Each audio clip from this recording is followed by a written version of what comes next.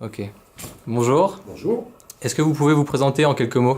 Alors, je m'appelle Fabrice Bonamy, je suis salarié du club de l'AD Blois Basket 41 qui tous les ans a 350 à 400 licenciés, garçons et filles. Je suis également responsable pédagogique de l'école de basket, donc les 4 ans dans ce club. Et je m'occupe cette saison de l'équipe qui évolue en championnat régional dans la catégorie U13. Donc vous êtes très souvent en contact des plus jeunes. Je suis très souvent en contact depuis très longtemps des plus jeunes, absolument. Et on essaye, au-delà du sportif, de les éduquer sur les capacités d'entraînement, etc. Donc aujourd'hui on va parler d'un sujet qui est le sport et les violences, et notamment essayer de réduire les violences via le biais éducatif. Alors pour vous, est-ce que le sport doit être porteur de valeurs comme la tolérance, le respect? Ben, il y est nécessairement, puisqu'on mixe des publics assez hétérogènes qui viennent de différents horizons. Et puis les joueurs ou les joueuses n'ont pas forcément le même niveau, donc il y a un moment il faut accepter que les joueurs aillent moins vite ou soient moins performants tout de suite. Et comme on est dans un sport collectif, il faut tolérer les erreurs des autres et même être solidaire pour pouvoir les rattraper. Donc finalement la pratique du sport permet de mettre en avant ces valeurs et finalement ces valeurs elles s'imposent par elles-mêmes. Oui, elle s'impose par elle-même au niveau de la tolérance, au niveau du respect des règles, que ce soit des règles d'entraînement, donc ce qu'on peut appeler l'éducation sportive, c'est-à-dire être ponctuel, être en tenue, être à l'écoute. Et pareil en match, il faut respecter les arbitres, il faut respecter les adversaires, le contexte. Et nous, au club, c'est des valeurs auxquelles on est très attachés. Et justement, est-ce que le fait de justement les valoriser, ces valeurs, de les mettre en avant dans la pratique au quotidien, ça peut permettre de diminuer justement les phénomènes de violence qu'on peut rencontrer, que ce soit violence verbale, incivilité, discrimination. Alors, oui, oui, enfin, nous, c'est des valeurs fondamentales pour le club. À titre perso aussi, d'ailleurs, de toute manière. Voilà. Quand on se décide à encadrer des enfants, c'est pas que le sport qui est intéressant, c'est aussi les éduquer un petit peu, même si on est à la marge par rapport aux parents ou même l'école. Mais effectivement, nous, on essaye de prôner ça, ce qui évite des dérives, et il est hors de question que nos garçons, ou nos filles, d'ailleurs nos jeunes se comportent mal, et même au niveau du contexte des matchs, on est très vigilant à avoir des gens supporters et pas insupportables. Hmm. Est-ce que c'est des choses qui peuvent arriver, notamment au niveau des parents qui accompagnent ou des spectateurs?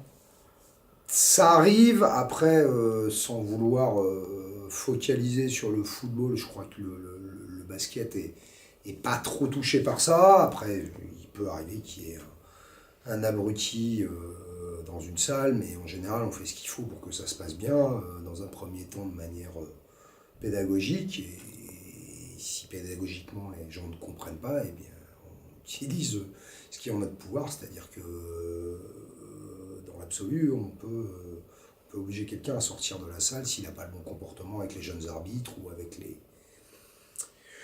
les joueurs. Maintenant, nous, c'est quelque chose sur lequel on insiste lors des réunions de préparation de saison.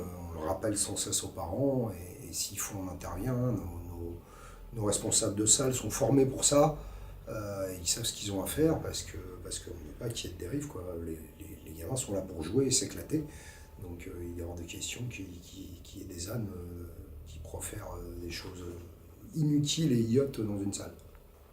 Donc finalement, la transmission des valeurs éducatives qui sont importantes pour le club, du coup par l'entourage éducatif, ça permet de limiter la production de violence. Donc finalement, les éducateurs qui sont formés et qui prônent ces valeurs et qui vont ensuite les transmettre, ça permet de pratiquer dans un cadre plutôt non violent. Ah oui, de toute manière, on est dans la pédagogie, c'est-à-dire qu'on leur explique pourquoi on ne fait pas, il ne faut pas le faire, voilà pourquoi on ne fait pas. Et si vous n'êtes pas capable de respecter ces choses-là, on peut rentrer dans un processus de sanction. L'idée, c'est qu'on n'arrive pas à la sanction.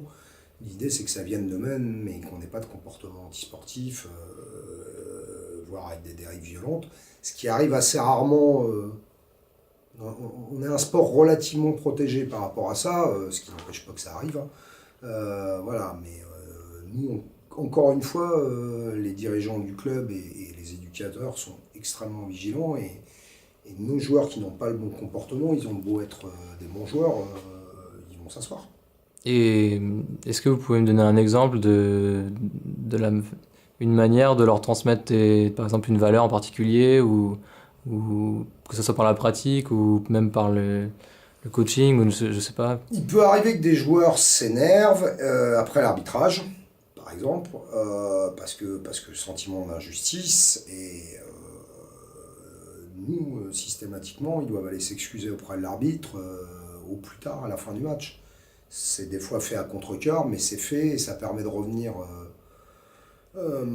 d'y revenir sur la séance d'entraînement après. Et puis si l'arbitre revient, ce qui arrive quand même assez régulièrement chez nous, que la situation soit détendue. Voilà, mais on a déjà eu des cas de garçons qui se comportaient pas bien. Nous, on a fait ce qu'il fallait en interne, c'est-à-dire qu'ils ont été obligés de faire ce qu'on appelle des travaux d'intérêt généraux. Ils ont été obligés d'être arbitres, ils ont été obligés de faire des tables de marque, ils sont même venus à des entraînements de petits. Et là, du coup, en se retrouvant dans la position d'arbitre, ils sont plus à même de comprendre la difficulté de la chose. Alors, on n'a pas trop de problèmes, et puis encore une fois, on est capable de mettre de côté le résultat quand on n'est pas satisfait du comportement d'un gamin. Enfin, moi, ce qui me concerne dans mes équipes, celui qui se permet de critiquer l'arbitrage, il vient s'asseoir. Tant pis pour lui, ils le savent, de toute manière. Mais c'est quand même dans l'ADN du club d'essayer d'être vigilant là-dessus, et donc on a peu de dérives. Je dis pas que ça arrive jamais, mais Ouais. on a peu de dérives. Ok, très bien. Est-ce que vous avez quelque chose à rajouter par rapport à tout ça? Oui, enfin, voilà, le sport, même si on est en compétition, il y a un moment, il faut respecter certaines limites, quoi. On peut être dans l'agressivité parce que c'est l'enjeu qui veut ça, mais c'est pas une agressivité verbale, c'est de l'engagement, c'est pas de l'agressivité d'ailleurs. Voilà. Et puis ça n'empêche pas d'être fair-play. Voilà. Et nous, c'est ce qu'on inculque à nos enfants. Sur l'école de basket, le slogan, c'est le jeu prime sur l'enjeu. Voilà. Et si on met de côté un peu l'enjeu de gagner le match, ou on dédramatise la défaite, je pense que ça aide aussi les jeunes à avoir de bons comportements.